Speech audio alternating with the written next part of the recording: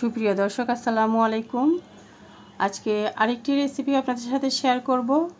আর এখানে দেখতে পাচ্ছেন, এখানে আমি কলা নিয়েছি। আর বাসায় কিন্তু আমরা কলা নিয়ে আসি, বেশ কিছুদিন হয়ে গেলেই এর কলাগুলো কিন্তু এরকম কালচে হয়ে যায়, কালো হয়ে যায়। আর এরকম কলা হয়ে গেলেই আমরা কেউ খেতে চাই না, ফেলে দিই। তাই এরকম পচা, কালচে, কালো দাগওয়ালা কলাগুলো ফেলে না দিয়ে কিন্তু সুন্দর একটি পিঠা রেসিপি তৈরি করে যায়, আর যেটা কিনা বড় থেকে ছোটরা সবাই খুব স্বাদ করে খায়।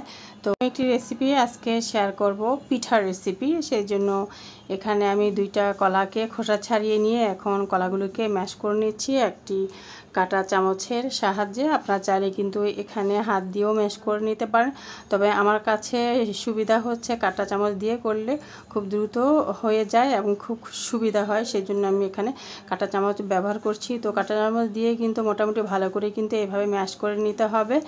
মোটামুটি একটু ম্যাশ হয়ে গেলে এখানে আমি এখন দিয়ে দিব চিনি 1/4 কাপ, আরও 1 টেবিল চামচ দিয়ে দিচ্ছি। তো এখানে এই পরিমাণ চিনিটা কিন্তু তেমন একটা মিষ্টি হবে না, আপনারা কিন্তু চাইলে আরও বাড়িয়ে দিতে পারেন। আর দিয়ে দিলাম একটি ডিম। এখন ডিম, চিনি, কলা একসাথে আরও কিছুক্ষণ এভাবে ম্যাশ করে নিব। এরপর এখানে অ্যাড করে দিব তিল। এই যে দেখতে পাচ্ছেন, এখানে কিন্তু আমি উঁচু করে 1 চা চামচ তিল দিয়ে দিলাম। আর তিলটা দিলে পিঠাটা খেতে অন্যরকম একটা স্বাদ হয়, সুন্দর একটা ফ্লেভার হয়। আর দিয়ে দিলাম গুঁড়া দুধ 1/4 কাপ, স্বাদ মতো লবণ। তো এখানে গুঁড়া দুধ ব্যবহার করলে খুবই টেস্ট হয়। আর দিয়ে দিলাম 1/2 কাপ এখানে সুজি এবং 1 কাপ ময়দা দিয়ে দিলাম, এবং সেই সাথে আমি কিন্তু পরবর্তীতে আরও কিছু ময়দা ব্যবহার করব।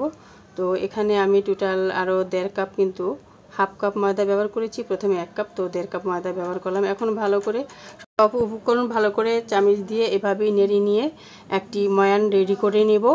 আর যতক্ষণ না পর্যন্ত ময়ানটা সুন্দরভাবে হচ্ছে ততক্ষণ পর্যন্ত এভাবেই ময়ানটা করে নেব। তো অলরেডি কিন্তু ময়ানটা রেডি হয়ে গেছে, এখন আমি ভেজে নেব। সেই জন্য চুলায় একটি প্যান বসিয়ে তেল দিয়েছি।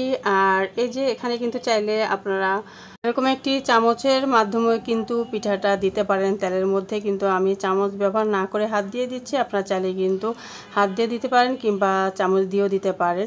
তো প্রথমে পরিমাণ মতন তেল দিয়ে আমি চুলাটা কিন্তু অন করে দিয়ে গরম করে নিয়েছি। যখনই দেখবেন একটু বুদবুদ টাইপের হয়ে যাবে তেলটা, ঠিক তখনই কিন্তু পিঠাটাকে দিয়ে দিতে হবে। যেমনটা আমি এখন সবগুলো পিঠা কিন্তু দিয়ে দিলাম। সবগুলো বলতে যতটুকু আটে আর কি, খুব বেশি একেবারে ঠাসি করে না দিয়ে, তো অর্ধেক অর্ধেক করে ভেজে নিলেই ভালো হয়। যেমনটা আমি এখন ভেজে নিচ্ছি। তো এক পাট এরকম লাল লাল করে হয়ে গেলে কিন্তু উল্টিয়ে দিয়ে আমি অপর পাটও ভেজে নিলাম। তো অলরেডি কিন্তু ভাজা কমপ্লিট, এখন আমি উঠিয়ে নিচ্ছি। মাশাআল্লাহ, সুন্দর করে কিন্তু সবগুলো ভাজা হয়েছে এবং সুন্দর একটা কিন্তু কালার চলে আসছে, সেই সাথে সবগুলো কিন্তু ফুলেছে। যখনই আপনি চুলায় দিবেন এবং এক পাশ হতে হতেই দেখবেন পিঠাগুলো ফুলে উঠবে, অপর পাশ যখন উল্টিয়ে দিবেন তখন আরও বেশি ফুলে উঠবে। এই যে মাশাআল্লাহ, সুন্দর একটা কালার আসছে এবং সুন্দরভাবে কিন্তু দ্বিগুণভাবে ফুলে উঠছে পিঠাগুলো।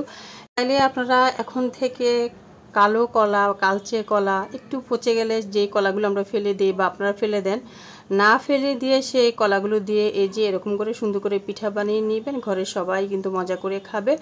আর এই যে আমি কিন্তু একটা ভেঙে দেখাচ্ছি, ভেতরটা কত সুন্দর সফট হয়েছে, একেবারে কেকের মতন হয়েছে।